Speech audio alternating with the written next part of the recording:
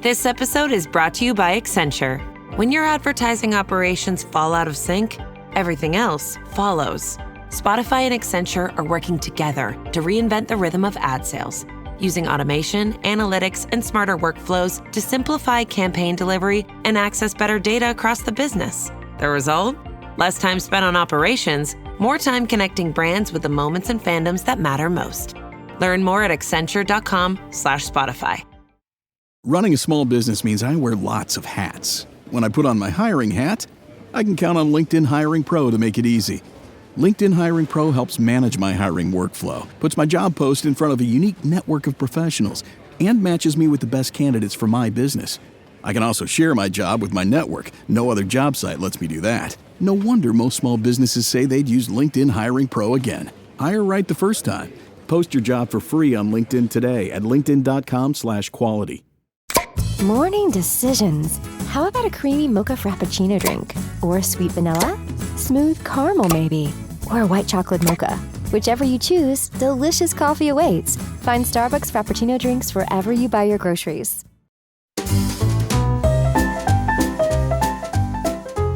You're listening to the Animation Addicts Podcast with the Rotoscopers, episode 373, B-Movie, Chesterton's Fence.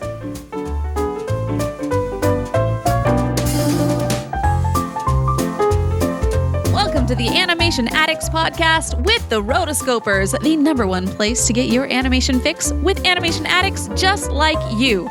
Each episode, we dive into the wonderful world of animation featuring Disney, DreamWorks, Pixar, and everything in between. From hilarious discussions and movie reviews to interviews with industry insiders, this show's mission is to brighten your day through our love of animation. So hop on your nerdy couch, grab some snacks, and get ready to hang out with your animation besties because it's time to dive into today's episode. Welcome to the Animation Addicts Podcast, Disney, DreamWorks, Pixar, and everything in between. I'm your host, Morgan Stradling. And I'm Chelsea Robson. Chelsea, what's buzzing? Oh, buzzing bees. I have been abuzz with the B movie this week, So I'm glad that we're able to sit down and actually talk about it. So this movie is something that I knew existed and I never cared to watch it. And the other day, I thought, you know what? It's time. Maybe because I'm doing a Seinfeld rewatch and we are almost done. Seinfeld, we are in season 9 right now. So it's really ramping up. We just watched a real stinker of an episode yesterday. It's the one where the friend gets married in India and it's this format is totally different where they keep going back in time, like 2 hours before, 4 hours before. And it was like probably one of the worst Seinfeld episodes I'd seen, which was such a bummer because they're really quite good and they hit their peak and they're just the way that they're able to come back around and make all the jokes land. I'm loving my Seinfeld rewatch. Have you done a Seinfeld rewatch? Yes. When my mom was passing, she just watched Seinfeld all day. So it was, you want to keep things very light with people. Mm-hmm. And it was, at first it was Downton Abbey. And so that was the thing that she had going on. And then it switched over to Seinfeld. So it was a fun time. Nice. Yeah. So speaking of, it's something that's always on. The way that I got started doing the Seinfeld rewatch was because, we have cable still because of sports and whatnot. And sometimes the TV land would I'm telling you, 18 out of 24 hours a day, they're playing Seinfeld because they know people are just going to sit and watch it. If they're scrolling and they see Seinfeld's on, why not? Yeah. And that would sometimes happen at night. It'd be well, Seinfeld's on, just throw that on. And typically I don't watch anything live. Mm-hmm. They'll watch sports, but I won't really just turn on a show that's just hey, this is on, let's watch it. The streaming has really hurt us in that way, which is fine. But we started watching it and then it's just random episodes, right? Sometimes they'll do them in different seasons, but if you're just watching it periodically from, day to day, week to week, you're just kind of all over the place, which is fine. This is a movie that you can very much do. Just pick a random episode and get started. Yeah. So then I said, okay, and the commercials, gotta skip over the commercials. If you're watching it live, you can't skip over the commercials. So we started recording it and then long story short, I said, okay, this is available on Netflix. Let's just watch it on Netflix and the rest is history. I like it. No, Seinfeld has always been a staple in my household. It was like Simpsons and Seinfeld were the two dialects that my family spoke. Well, we had just finished a Simpsons rewatch right before this. Nice, So we had just nice. wrapped up Simpsons, and we really didn't make it all the way to season 10. My husband never seen Simpsons. Uh-huh. So I'm like, okay, let's watch it. And I think we got through season 7. Okay. And then he was like, I don't need to see this anymore. And I was like, fair. It's fine. There were a couple like in a little bit later, but that's I know there are some really good ones in 8 and 9. Yeah, but you do have to know. He had gotten the gist. You do have to know them. So at least now that he understands at least some of the quotes that you throw out. Maybe. At least the characters and different moments. Yeah. Things like that. Kind of, but it's not really like The Simpsons is this cultural zeitgeist that like people are, dropping Simpsons references all the time where it's like, you need to be in the know. Right, for sure. For sure. Yeah. I mean, we do, but it's like, if you're hanging with us, you need to know your Simpsons. Yeah. Simpsons. And then also, now Seinfeld as well, too. So add that to the list. And Disney. So those are the major ones the dialects that are spoken here. They're great dialects. They're funny. Great dialects. They're funny. They come from a similar common tongue, which is humor. Right. Which is called humor. This episode is brought to you by Accenture. When your advertising operations fall out of sync, everything else follows. Spotify and Accenture are working together to reinvent the rhythm of ad sales, using automation, analytics, and smarter workflows to simplify campaign delivery and access better data across the business. The result? Less time spent on operations, more time connecting brands with the moments and fandoms that matter most. Learn more at accenture.com/Spotify. Running a small business means I wear lots of hats. When I put on my hiring hat, I can count on LinkedIn Hiring Pro to make it easy. LinkedIn Hiring Pro helps manage my hiring workflow, puts my job post in front of a unique network of professionals, and matches me with the best candidates for my business. I can also share my job with my network. No other job site lets me do that. No wonder most small businesses say they'd use LinkedIn Hiring Pro again. Hire right the first time. Post your job for free on LinkedIn today at linkedin.com/quality. Tomorrow morning is knocking. Stock your fridge now. How about a creamy mocha frappuccino drink? Or a sweet vanilla? Smooth caramel maybe? Or a white chocolate mocha? Whichever you choose, delicious coffee awaits. Find Starbucks Frappuccino drinks wherever you buy your groceries. All right, let's jump into this movie, shall we? The movie is B Movie, not The Bee Movie. And also here on the Wikipedia page, it says not to be confused with Maya the Bee or The Letter B Movie. No. Oh. Don't mix it up with those. And it's also not to be mixed up for the Mississippi politician Barry W. Benson, because there is a Barry Benson in here. So, lots of mix-ups when you're hitting the bees, right? Mm-hmm. So the movie was released November 2nd, 2007, directed by Simon J. Smith and Steve Hickner, written by Jerry Seinfeld, of course, Spike Ferensten, Barry Marder, and Andy Robin. Produced by Jerry Seinfeld and Christina Steinberg. The budget, $150 million, and box office, $293.5 million. So this was my first time seeing this movie. I never got around to seeing this one at the time it came out. I never had an interest of seeing it after. And it was only after I was really knee-deep in the Seinfeld rewatch where I decided it is time. But Chelsea, tell me about your experience, history with the B Movie and watching it this time. I mean, it isn't a long history other than I did watch it when it came out. So that was the last time I saw it. And I remember it being a meh movie at the time, which meant that I never went back to see it until you were saying we need to watch it. And my whole thought was, really? Her? So yep, her. add another dialect is Arrested Development. So yes. The mini dialects of the Rotoscopers. So I was like, all right. I mean, I'm always a supporter of whatever little things that we decide to watch in these. So we're jumping all in. And this time I was watching it on my phone whilst doing other things. And my roommate walks by. She's 22 and and she was just like, "You're watching B Movie?" And I was like, "Yes, I am." She's like, "I remember this."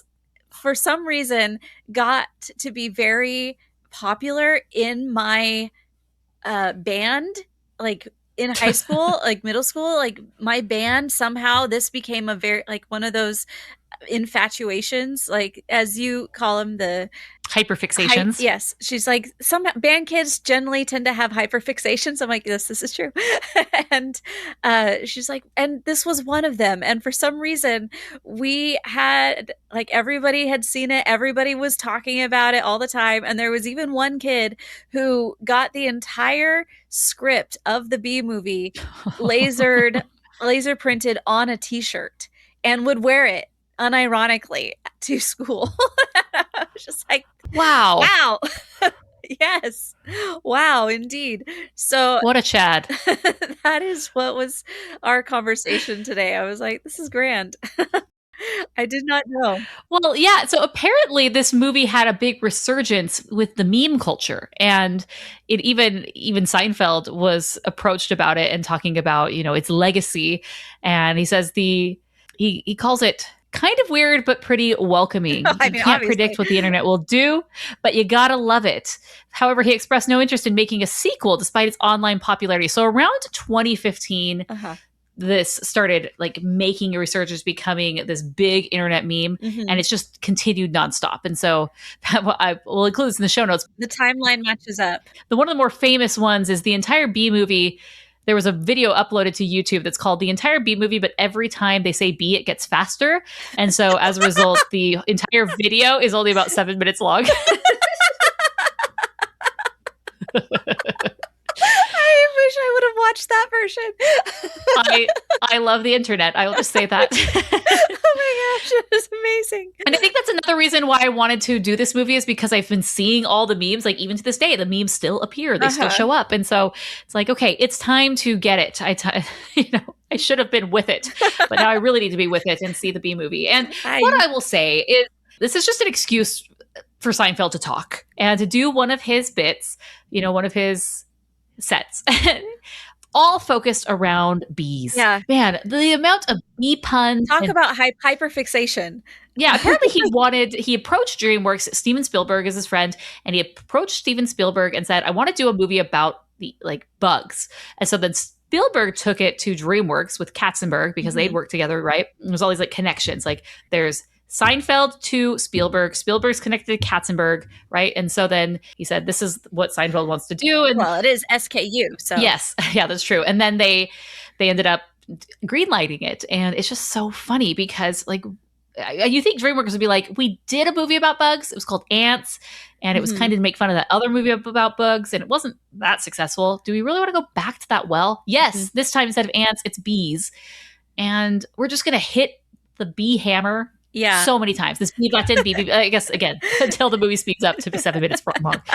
And I found it kind of tiresome. I thought some of these jokes, they were very typical Seinfeld jokes. I'm like, oh my gosh, only Seinfeld, not only, but it's very his style. Yes. And his flavor to humor. And it kind of reminded me of Robin Williams as the genie in Aladdin, where he had some of these references that were very old, that even kids at the time wouldn't get. And this has some of it. But I feel like in Aladdin, those kind of go over your head. But in this movie, they're meant to be the joke. Right. You're supposed to, it's if you don't laugh at it, you're missing the point. Whereas the other ones is it's just it goes over your head, no big deal. But yes. So also a thought I had was I was watching Jerry Seinfeld's. Have you seen Riding in Cars with Comedians Getting Coffee? Yes. There is an episode where I don't remember who he's talking to, but I do remember he brought this up and he said that as a comment of when you're on stage, you can tell the difference between an A, B, or C laugh. A is he didn't say S tier, but it would be the S tier, of laughter, of reaction from the audience. And he's like, yeah, when I did an animated movie, it was just you don't spend 4 years in an office with people just to get a C tier laugh. That's just, it was the end for me. And I was like, yeah, it kind of was. There were some moments in this that I was like, that's funny. Okay, yeah. But then there are others that just didn't land at all. And no. and it just kind of keeps going, and you're just like, okay. But then it also gets to a point where you just where he finally meets this girl, and then she says that, like, who's to say that his life doesn't have any less value than yours, when she's talking to like her husband about not killing this bee. And so he is so happy and grateful that he goes back to talk to her and say thank you, but bees aren't supposed to talk to humans, and so she's like the only human that's ever been talked to or something. And so then they then create this friendship, but it gets weird because they talk about it in a romantic way, and it's like they really should have just been like friends. Like, they really should have just left it as a friend. I was reading something that it was said that it was supposed to be a platonic, like, it's supposed to be a platonic relationship. I'm like, I never once got the idea that this was platonic. No. And it was very uncomfortable to me because, yes, like, if he were a human, this would be a no-go. This would absolutely not be happening. There'd be so many red flags going off, but because he's a bee, we're just supposed to like roll with it and laugh with it, and it's like so funny.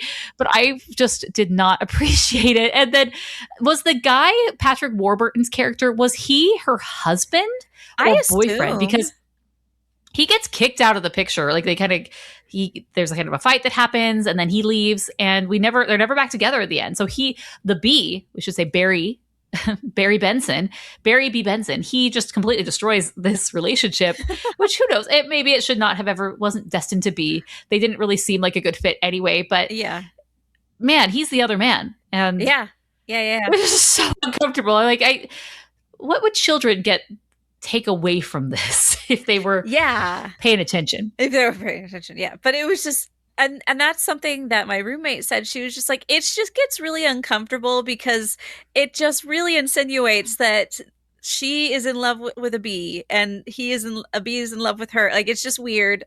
And I'm like, yes, for sure. He's definitely in love with her, because there's moments where I was just watching, and he's sitting on something, and he's like looking up at her starry-eyed, right. and like snaps out of it. It's like very much the infatuation is there on his side, and her side too. She doesn't go away for it. And they're joking, like, did you kiss her? Like, no, I don't. It's like all these jokes. I'm like, wow.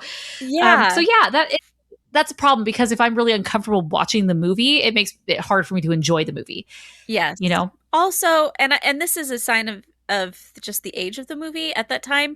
They hadn't really captured humans in digital animation yet, and her face was just weird. Like, it was like her eyes were a little too far apart, and it was just like there were certain things about how she was animated that it was just like, this just looks weird.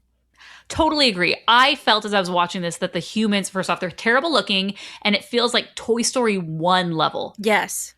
And maybe slightly above Toy Story 1, but it was like that similar, uncanny, like you were just trying to figure this out. But it made me think, like, wow, DreamWorks is 10 years behind the curve on human characters at this point, compared to, at this point, The Incredibles had already come out, and the human characters looked great there, right? Comparatively, compared to Toy Story 1. But this was very much on the same, you would have said, oh, this movie came out in 1995, the same year as Toy Story. You'd be like, yeah, for sure. But no, it was not the best to look at.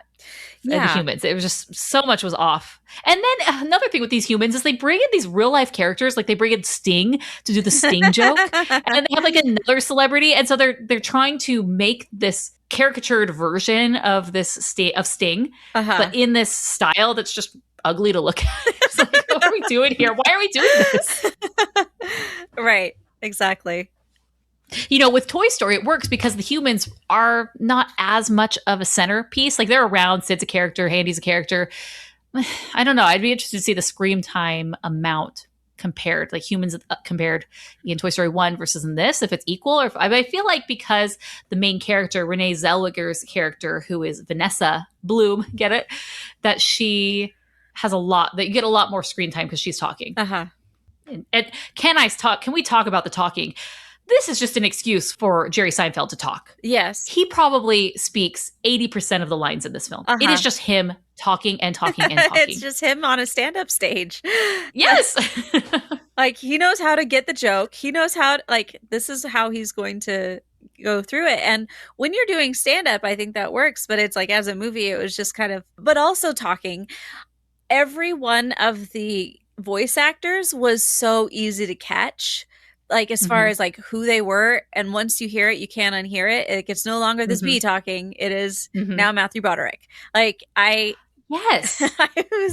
And Patrick Warburton, love him, but at the same time, like it just wasn't. I mean, he was John Goodman. Yeah. Let's go through the list of very notable names. So we have Jerry Seinfeld. You're going to notice him. Renee Zellweger plays Vanessa Bloom. Of course. I think she has a very, very much a voice Very that you can distinct. tell. Yes. We have Matthew Broderick. Check. John Goodman plays one of the lawyers, right? Patrick Warburton, of course. And Patrick Warburton has a very consistent role in Seinfeld. So a favorite of Seinfeld. He's a buddy. Barry Levinson. I don't know if I would have definitely recognized Kathy Bates. Chris Rock as the mosquito. Larry King is Larry King. I didn't notice Oprah Winfrey as the judge, but now that you say that, that makes sense. Sting as himself. We have Jim Cummings. I didn't notice Jim Cummings. Because he's better at finding a different one. He's a classically trained. But yeah, I mean, already just like all of those different people that we listed, like it was very obvious it was them because they're such iconic voices. Right. Yeah. And I was just feeling like that was something that also took me out of it because I was always hearing them. Like the moment I heard Renee Zellweger, I was like, oh, that's Renee Zellweger. Matthew Broderick. Like it was just every person. I was like, oh, okay, there we go. It's you. Yeah. And I don't think that that's always a bad thing because I mean, for somebody who's never, for say my roommate, like she wouldn't be jumping straight to those things because she probably doesn't know them, like for the younger generation who wasn't around at that time, but around at that time. And I'm saying she was around at that time as far as being bored, but she wasn't like in the zeitgeist at the time. And so she didn't know all of these people. Point is that there were, that was something that took me out of it. The animation was something that took me out of it.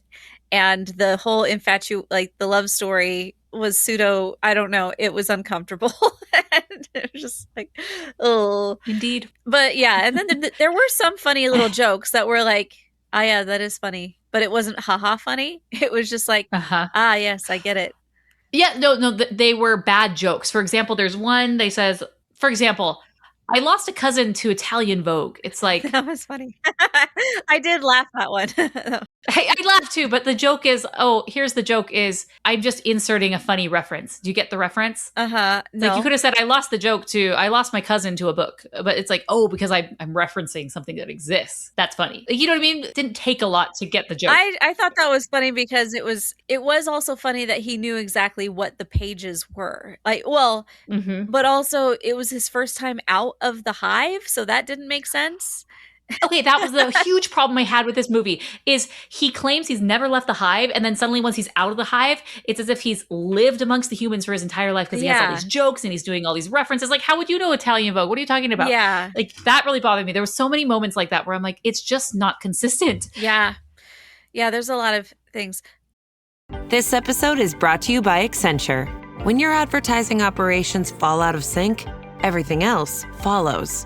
Spotify and Accenture are working together to reinvent the rhythm of ad sales, using automation, analytics, and smarter workflows to simplify campaign delivery and access better data across the business. The result? Less time spent on operations, more time connecting brands with the moments and fandoms that matter most. Learn more at accenture.com/Spotify. Here's your report. Oh, thanks, Jane. I wish I could hire someone just like you. Try LinkedIn Hiring Pro. It's more than a job board. It's like the recruiter you always wished you had. Hiring Pro uses real-time insights to match your role to LinkedIn's unique network of professionals and delivers a short list of best fit candidates. You'll spend less time sorting applicants and more time talking to the right people. Let's do it. You're irreplaceable, Jane, but another you would be great. Hire right the first time. Post your job for free on LinkedIn today at linkedin.com/quality. Tomorrow morning is knocking. Stock your fridge now. How about a creamy mocha frappuccino drink? Or a sweet vanilla? Smooth caramel, maybe? Or a white chocolate mocha? Whichever you choose, delicious coffee awaits. Find Starbucks Frappuccino drinks wherever you buy your groceries. I did really like when they were in the actual hive because it kind of felt like Whoville a little bit, in like a Sony Whoville.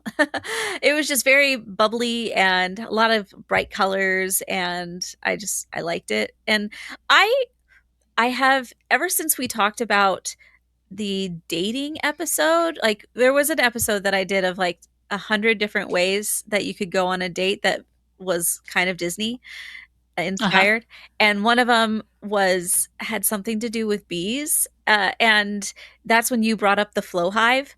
And this I have been following the Flow Hive ever since that episode on Instagram, and it's like this guy, he gets out, he's from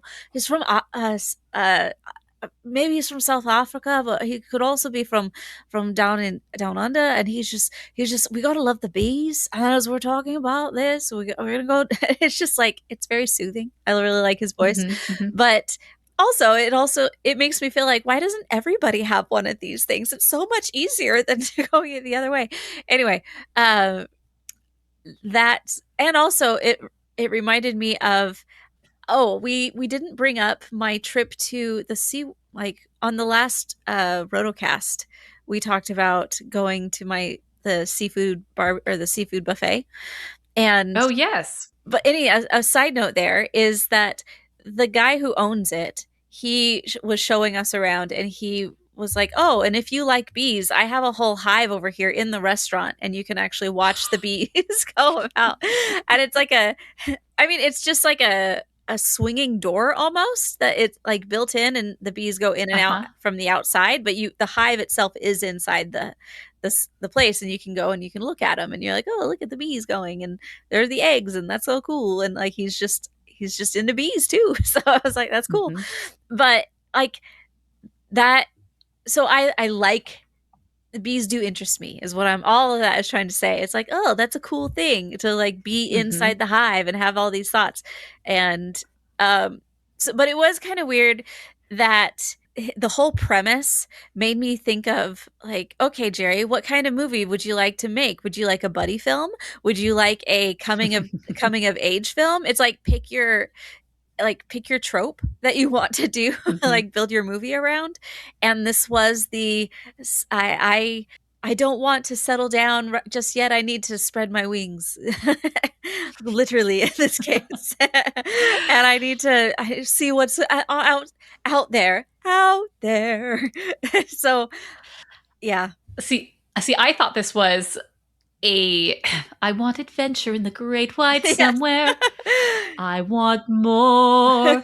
Mixing both of those. Right, but like, that's what Barry felt like to me, is like, he wanted to go outside the hive. He needed more. He wanted to experience, like, that was his classic I want moment. Yeah. And another problem that I had with this movie is that because it was so unrealistic to how bees actually operate, that I was constantly taken out of it. For example, and the funny thing is, they address all of these issues later on in the movie, but at the very beginning, I'm like, a bee with parents? They don't have parents. Right. The queen is their mom. Like, and I was like, unrealistic. I'm out. I'm not even a bee aficionado. I'm not a bee enthusiast. Like, I love bees as much as the next person, but I feel like I have a very normal understanding of bees. I feel like every person has a bee unit in elementary school or something. You know what I mean? Right, like, we all know about bees. Yeah. So I'm like, why are we getting all of these things wrong? It's just because it's to serve the plot. Yeah. No, yeah. And he had to be the main character. So yes, exactly. But the big one was the issue with him being upset that the humans were stealing the honey. Yeah. And then they shut off the honey supply to the humans. Like, they go to court. This is so ridiculous. It's so silly. They go to court and they win.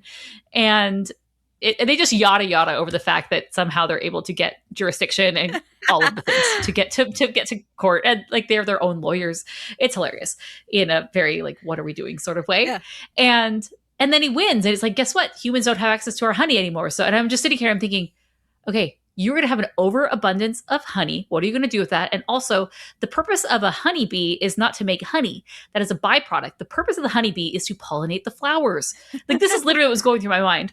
And then 15 minutes later, that is the big plot point, right, which even that they can't do right. Everything's suddenly dying because they're not pollinating. And I'm like, things wouldn't be dying because of lack of pollination. Things would not be blooming and flowering and producing fruit. because of lack of pollination. Things would be dying immediately. Eventually things would die because they wouldn't be able to propagate. But initially the plants that are already there are not going to die. They're going to die because of lack of water or sun, not because of the pollination. So that, like, things like this where I'm just like, clearly this was the idea. I need a horticulturist here. I feel like the pitch was, hey, there's this bee who wants to stop humans from stealing the honey. Yeah. And with this, it very much reminded me of Chesterton's Fence. Do you know of Chesterton's Fence? No. So Chesterton's Fence is by G.K. Chesterton. He's kind of a early 20th century writer. And he has this concept that if you are walking in a field and you suddenly see a fence, there's two different thoughts that will happen. There's the one person who says, why is there a random fence in the middle of this field? Let's tear it down. Yes. Right? Yes. And the next person will say, why is there a fence in this random field? We're talking just like a small segment of fence. Right. You can walk around it, basically. So this person will say, why is there a fence in the middle of this field? Let's think about that and figure out why a fence would have been built here. You know what I mean? Yes. So it's like thinking of the second, third, first, second, third order effects of what are you doing? Like let's go backwards. Yes. Like clearly something happened here. And that happens in things all the time. Right. Like, let's just pave over this thing. Turns out it's a wash. Right. Like, a riverbed. That's things like that. And so I feel like, man, this was total example of Chesterton Fence person number one. Humans are taking our honey. Let's stop the honey. You know what I mean? And it had all of these downstream effects because of that. And he learns that. And that's a good thing at the very end. It just bothered me that it was not so obvious to him. But I think that was kind of a good moral and lesson that, hey, don't just tear things down because you don't understand the way things are. Yes. The way society is set up or things, just because it seems unfair to you. It appears stealing initially, but there's actually quite a symbiotic relationship between humans and the bees and all of the above. Right. Right. Yeah. It's a problematic movie. Not problematic, but it's not problematic, but the storyline is just there's so many holes and so many it's very contrived. Yeah. It's just I feel like I would have stumbled many times through this. It was just okay. Which is, I think, one of the reasons why I thought it was meh when I first saw it was because it was just I just don't feel like this is, I don't know. It's not compelling. It's not interesting. It doesn't present new things. It's just kind of shoehorning Seinfeld humor into a B situation. It's just so funny to me. It's so funny to me that he said, hey, I want to spend an entire movie making really corny, cheesy, honey pun jokes. The whole time. It's all the variations of bee, stinger, this, honey. How many times can we make a joke about, let's go into the IMDb. First off, the main one that clearly is the meme is him turning around to her when he's in her kitchen. He says, you like jazz? Apparently that is a meme that people that is the main one. But how do they use it? In what context? Is that just I don't I think it's just an awkward, I don't know anything to say on this date. So I'm just going to be you like jazz? What else do I say here? Chelsea, on your next date, I need you to bring this up. Okay. Okay. You bring it up as in you need to say that quote. You like jazz? And see if the person actually responds. And if they respond, then they're a good one because they understand B movie humor. that is the line. And if they don't, then you're probably kind of screwed because they're why is she making this awkward? Right. Thank you. I'm so glad you're looking out for me this way, yes. Morgan. Indeed. He's a lawyer too? Ma'am, I was already a blood-sucking parasite. All I needed was a briefcase. This quote, the sweater's Ralph Lauren. I have no pants. Remember when he goes out and they're like, what are you wearing? Oh, yeah. Oh, stupid. This was a funny one. It says, why don't you just fly everywhere? Isn't it faster? And Barry says, flying is exhausting. Why don't you humans just run everywhere? Isn't that faster? I see your point. So... wow, she looked hot. She's my cousin. She is? Well, we're all cousins. Yeah, that was a weird thing too. Every time that they brought in any kind of cousin reference or anything in that way, it was just you're just making this awkward. Yes. The yogurt night. Why is yogurt night so difficult? I don't understand yogurt night. So yeah, I mean, there's just a million variations of B. Yeah, when he's walking by his wardrobe, yellow, black, yellow, black, yellow, black. Ooh, black and yellow. Let's shake it up a little bit. Like these are like things that you laugh at because they're cheesy and dumb. Every time I say cheesy, insert honey. Yes. Well, I will say that, but they're actually more funny written, and they don't land. Yeah. Mm-hmm.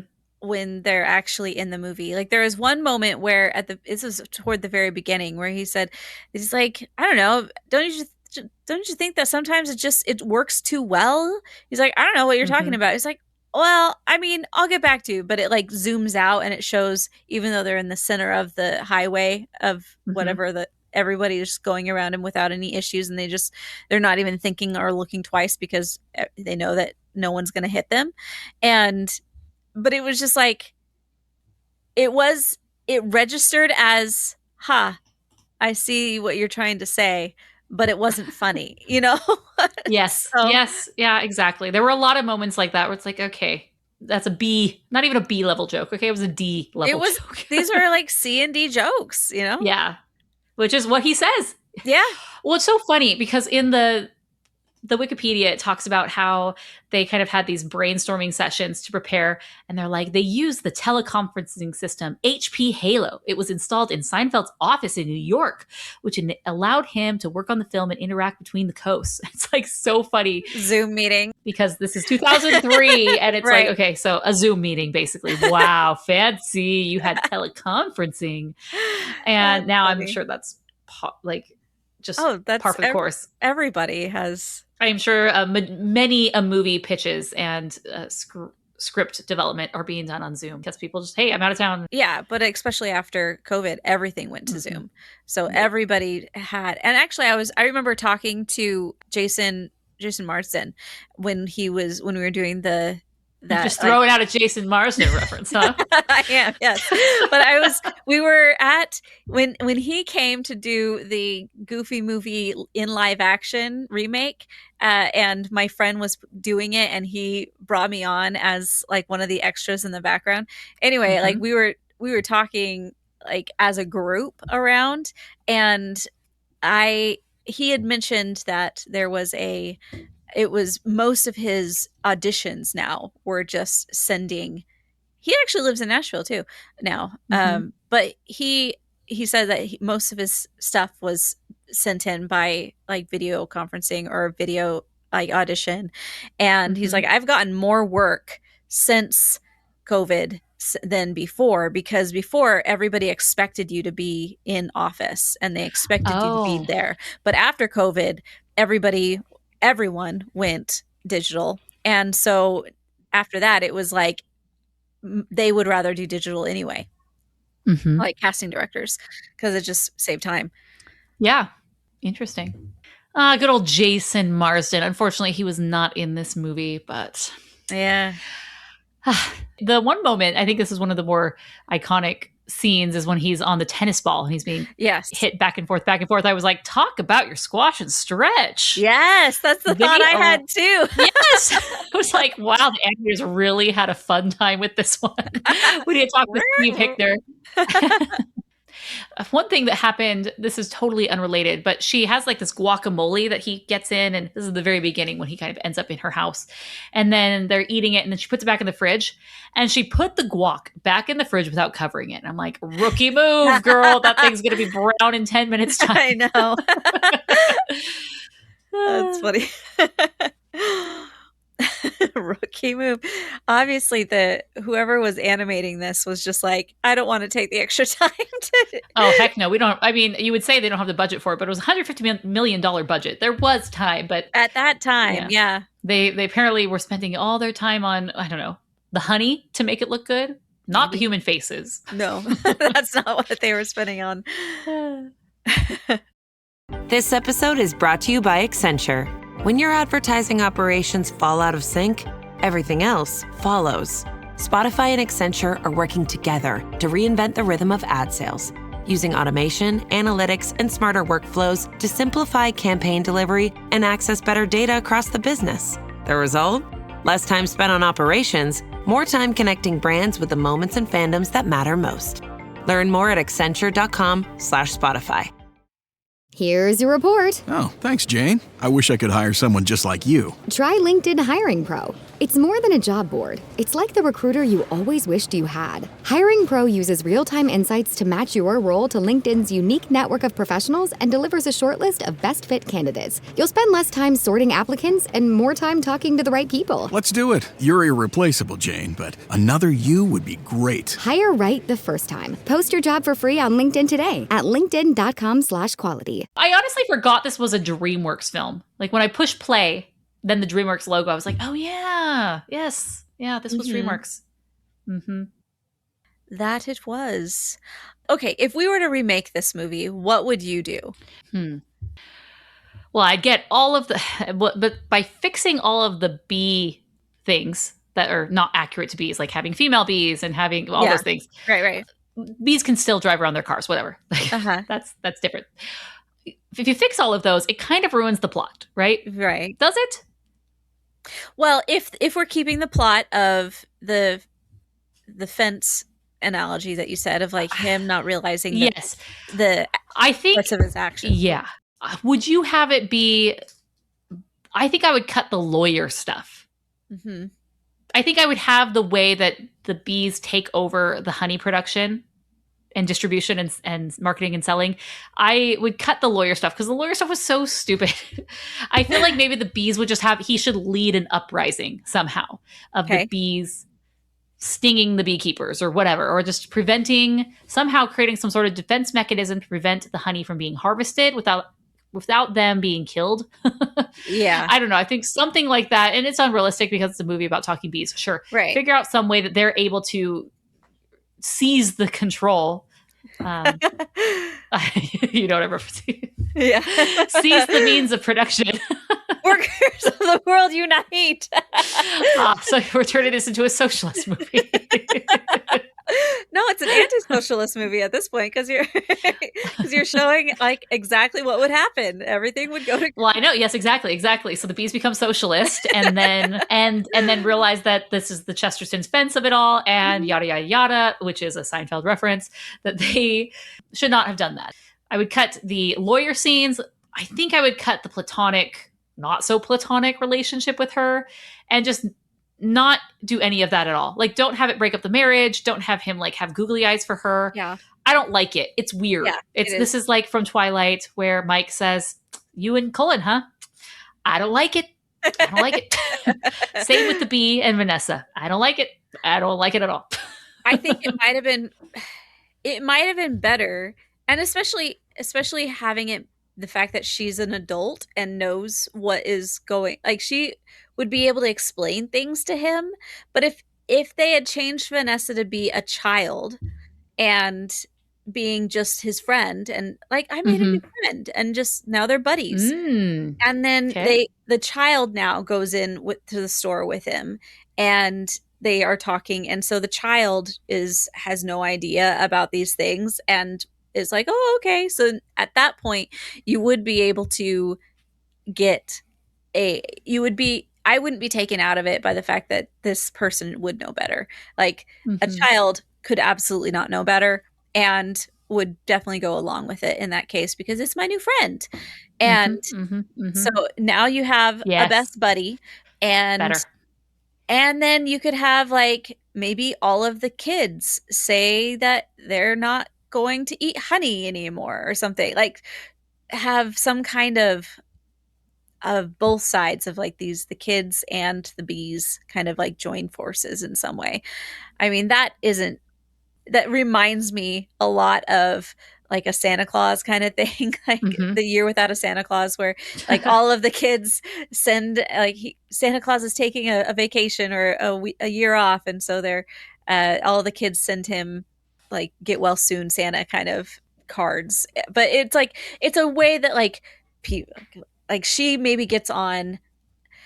If it was done now, you would have social media in the mix, and you could have a kid who's like 10, 11 years old, and they would be like, all right, cool. And then they do like some viral thing that now he is in social media and it goes viral because he's talking pre-AI, because nowadays nobody would, like, with AI, you don't really see that. But if in the pre-AI days, a bee started talking, it would mean something. And then you could have it lead to a worldwide boycott of kids with honey or something, or even just like, I don't know, somehow like I see a whole bunch of socialist kids now like grabbing the means of production and be like, no, we're not gonna eat honey, you can't do honey anymore. See, the thing is, it actually would work because the hive mentality and the bees, like, it's a very this collectivist thing, and so it's a good analogy. But bees are different than people, you know. Right, they don't really have this desire for power that corrupts humans. Yes. And so, I mean, yeah. So you're saying you would turn this into the bee version of Animal Farm? Yeah, I would. He should have just done Animal Farm with bees. That would have been hilarious. All bees are equal, except some bees are more equal than others. The queen. Yeah, and I think that, like, I still find that more believable than I would guess say, instead of more believable, I would still say that this is more, it wouldn't take me out of it as much as what the other one would have been. So I'm not really believing it, but I'm not taken out. I can believe a scenario of this happening. Both of them young, both of them having, like, naive, and then their naivete leading to horrendous things. And they're like, oh no, we need to go back to how it was. And at the beginning, there needs to be a dream sequence where the bee, Barry, if we're going to continue to call him Barry B. Benson, he needs to be flying through a field of flowers. Okay. And there's a fence in the middle. Ah, yes. Why is this fence here? And what's the fence? And why is this here? Yes. And he's like, it's tormenting him. The fence is tormenting him throughout the movie. Yeah? I get this. Yeah, I see. Or at least it's just foreshadowing. The fence is foreshadowing a decision he will make in the future about, why are the humans taking our honey? Why are we giving the humans our honey? Yes. Why is the fence here? Yes. And then he has another dream where something else comes. Yes. Okay, we solved the bee movie. Do you want to drive to DreamWorks right now? We can do that. Boot up a Zoom call and we can pitch it to them? Yes, let's do that. Bee movie, reworked. I'm sure that they would love our takes. Yes. But I do think that there are ways to make things better. And yeah, for sure. I feel like I do like bees, you know? Like, I feel like it could have been something else.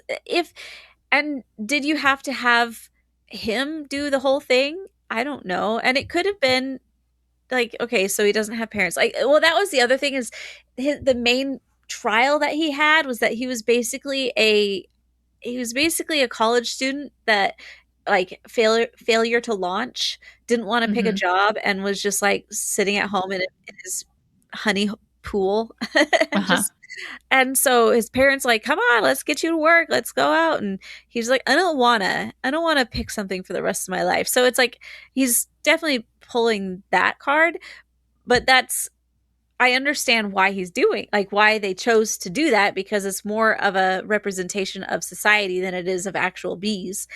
But because like you said, I know more about bees, I'm like, that wouldn't happen. So, yeah. This is the problem that we have, Morgan, the fact that we know about bees and we are no longer able to be sold bee propaganda. I know. We know too much. Our elementary education served us well. They did something, right? Alrighty. So what would you rate this film? I don't know, like 2 stars. It wasn't terrible, but it was like 2 out of 5. It's just like, it is kind of a C, you know. It's not it isn't something that I have a lot. I will go back and watch the 7-minute video of every time it gets faster, just because you'll probably enjoy that a lot more than you enjoy the actual movie. That's what I'm saying. Like, that actually sounds really fun.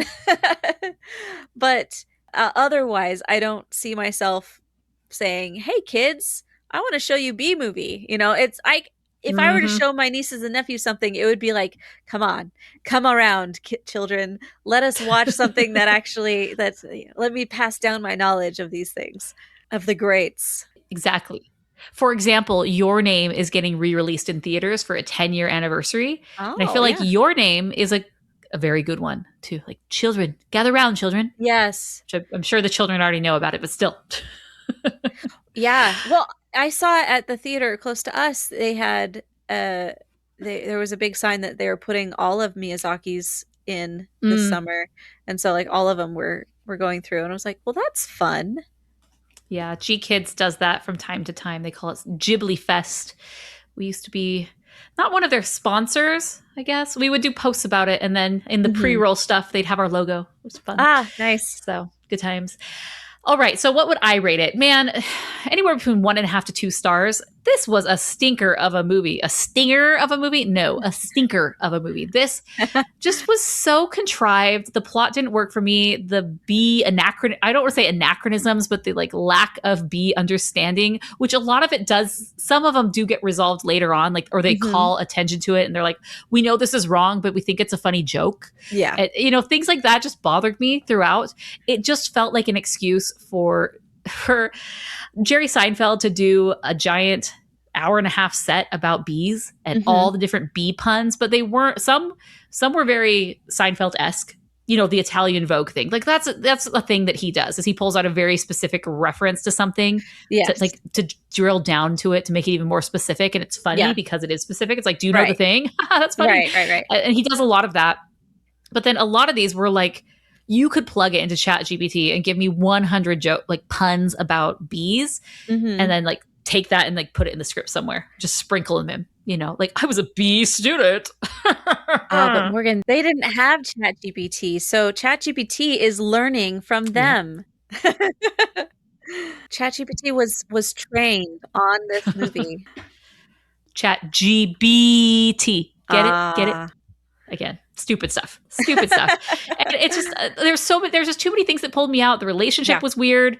The plot line, we're jumping from there. I would have liked to, like you said, learn a little bit more about Inside the Hive and the inner workings. And then they have the jocks. Oh, that's interesting. They have these different segments of bee workers, and there's a hierarchy. And do we ever see the queen? No. But then speaking of dumb jokes, they have the joke. Oh, that's a man. That's a drag queen. That's not a queen. Right. Like, it's just like, you wanted to do that joke. I know you wanted to do that joke. I've been holding on to this the whole time. Yes. That's what inspired this movie. It was a fine joke. Yeah. And that's another thing that bothered me. They refer to them as like man and woman for the bees. I'm like, you're not a man, you're not a woman, you're a male or female. Like, it's this, or people. Come on, people. I'm like, you're not people, you're bees. Yeah. Like, these are very easy things to fix in a script. Yeah, it will prevent Morgan from ranting. But yeah, it just was not. It was not good. I understand. I appreciate that it's had some sort of longevity with the memes. The memes are great, right? You like jazz? And that's cool. And I'm glad that, at least he can get some recognition for his work doing this movie, because it's living on through the memes. But that's about all it will be for me, is memeable. And if you didn't watch this movie, I'm going to include a link in the show notes. You can go to rotoscopers.com/373, and you'll be able to find that bee movie, but it speeds up every time they say the word bee, the 7-minute version. That is a great, great one to watch instead. That's awesome. Yes, that is fun. So also, we just got off a call, our Rotocast, which is the exclusive patron-only monthly call-in show. And Chelsea and I were there, and we were It's been rebooted. And it was a lot of fun. We were joined by Jeremiah and had a great discussion about all things animation and not animation. That's the great thing about the Rotocast, is you can talk whatever you want to talk about. So we talked about the My Little Pony Friendship is Magic reboot. We talked about whether Chelsea and I are bronies. We talked about Twilight, because of course Twilight's going to come up, and it did. We talked about Chelsea's movie experience, where she went to see a few movies this weekend, which was very interesting. I want her to do the hat trick, but she says she is moving out, so she's not going to see a third. But that's cool. And then, lots of fun things. So you can go to rotoscopers.com/Patreon to go see all the perks for joining and supporting the show by being a patron. We appreciate it. We love all the patrons. Also, specifically, if you got to see the musical movie of Hadestown, I got to see that one and did a nice little review of it for my co-hosts of the Rotocast. So if that's something you'd like to hear, what my review of Hadestown was, you can go and check that out and join as a patron and get those fun conversations. Nice. So since we are launching the patron program again, I want to give a shout out to all of the patrons who have joined in the past few weeks. We have shout out to Harvey, Alex, Kat, Jeremiah, Lauren, Alex, Amy, and Thomas. So thank you everyone who joined and supported the show. We can't wait to do another Rotocast. We do those every month. So this was the July one, even though we did it on August 1st. It's okay. Sometimes that happens. And one thing that we talked about with the Rotocast is we are able to do things that maybe wouldn't make the main show. We'll do it with the patrons. And it came up Twilight, and Jeremiah had never seen Twilight. And it reminded me of something that we occasionally do on the Patreon, which is a watch along where we all boot up the same movie and we hit play at the exact same time. And then we just hang out and Chelsea and I chat about the movie. And so it came up that maybe we should do this for Patreon. We should rewatch the entire Twilight because he had maybe. We'll start with the first one. That's what I understood, but well, I was saying that once you start a Twilight rewatch, you can't just stop at Twilight. It's true. So if the patrons like it, we will continue the whole thing. It's pretty fun. So unironically. Thanks again for everyone for supporting the show. We appreciate it. You guys are the best. Again, you can go to rotoscopers.com/patron or Patreon. I did both. Sometimes if you miss the E, that's okay. Both will route you to the same place and you can support the show that way. We will be doing the next Rotocast probably in the last week or so of August. So get ready for that. And that's all I have for today. Until next time, we are the Rotoscopers.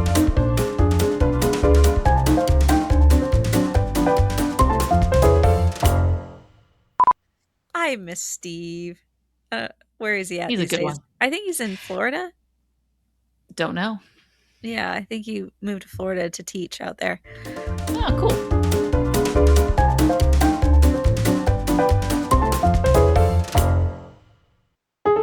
You've been listening to the Animation Addicts Podcast. If you enjoyed this episode, don't forget to subscribe and be sure to leave us a 5-star review. We're available on Apple Podcasts, Spotify, and wherever you listen to podcasts. And if you want to help spread the word, be sure to share the podcast with your friends on social media. Just don't forget to tag us at Rotoscopers on Instagram and use the hashtag Animation Addicts. For all the links and full show notes for this episode, go to rotoscopers.com/podcast. Now, if you still can't get enough for your animation fix, be sure to subscribe to us on YouTube and visit rotoscopers.com for more animation news, reviews, and interviews. Thanks for listening.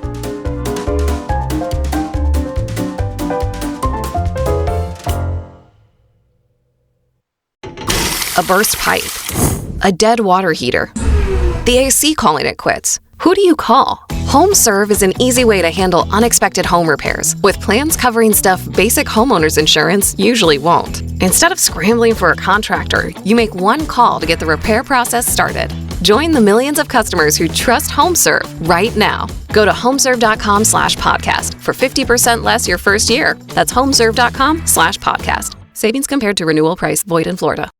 Shipping, billing, admin, payroll, marketing. You're managing all the things, so why waste time sending important documents the old-fashioned way? Mail and ship when you want, how you want with Stamps.com. Print postage on demand 24/7 and schedule pickups from your office or home. Save up to 90% with automated rate shopping. That's why over 1 million small businesses trust Stamps.com. Go to Stamps.com and use code PODCAST to try Stamps.com risk-free for 60 days. Hello? Look what TJ Maxx dragged in. The Devil Wears Prada 2 is now streaming on Disney Plus and Hulu. We are digital, we are downloadable, we are streamable. The fashion event of the year is certified fresh. Pull yourself together, we have work to do. Critics say it's smart and witty and the perfect sequel. That's all. Get runway ready for The Devil Wears Prada 2 on Disney Plus and Hulu. Rated PG-13.